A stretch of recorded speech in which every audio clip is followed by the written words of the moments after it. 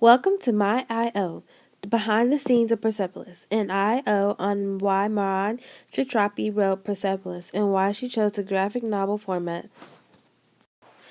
In this presentation, we will talk about Satrapi's influences, why did Satrapi write Persepolis, why did Satrapi use a graphic novel as her format for a book, and how she guides her readers in Persepolis. And at the end, we'll have some discussion questions. Satrapi's influences. Satrapi grew up in very western in Iran. And when she was 14 years old, she moved to Vietnam and was exposed to a lot of Western ideas, such as sex, drugs, political freedom, depression, suicide, and even homelessness.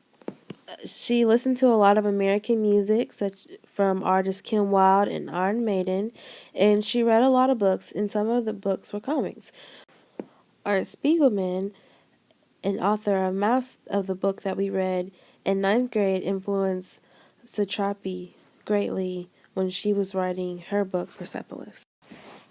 A fun fact is Spiegelman and Satrapi's both of their books, Mouse and Persepolis, were difficult to classify as what genre because they were both biographies, autobiographies, nonfiction, and fiction, and it was sort of difficult to figure out how should be classified.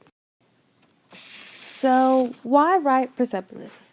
When Satrapi decided to write about the Islamic Revolution, she didn't want the story to be viewed as a political or a sociological or historical statement. And the way she felt she could do that is by making it very personal.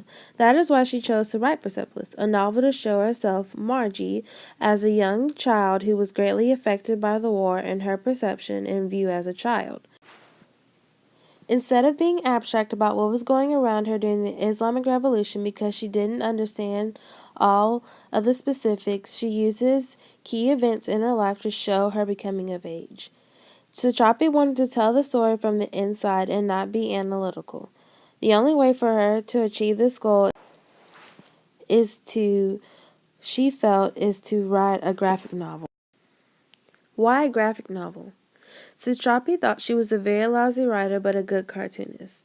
So when Satrapi wrote, wrote very analytically and serious, and she didn't like her intentions in her writing, and she felt the only way to do away with that is to put it in a graphic novel. Satrapi liked to tell stories, and she liked the idea of guiding the listeners through the stories and making them see her viewpoint through her pictures and her words in the graphic novel. Specifically, how does she guide her readers through her graphic novels? So, most graphic novels have different word picture combination categories such as word specific, picture specific, and duo specific. She uses these combinations in a novel to guide her readers with emotions and vivid pictures of how she wanted the audience to view her characters. She also uses different combinations of speech bubbles, transitions from panel to panel to help guide her readers through her novel. And if you look at the bottom panels, you see she uses moment to moment transitions and facial expressions to show the intensity of the conversation.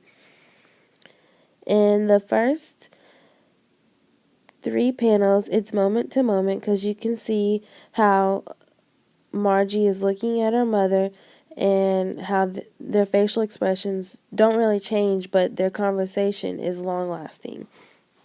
And you can see the intensity of the conversation because as in the last panel, you can see the speech bubbles is jaggedy and hard, so you can tell that the mother is yelling at Margie.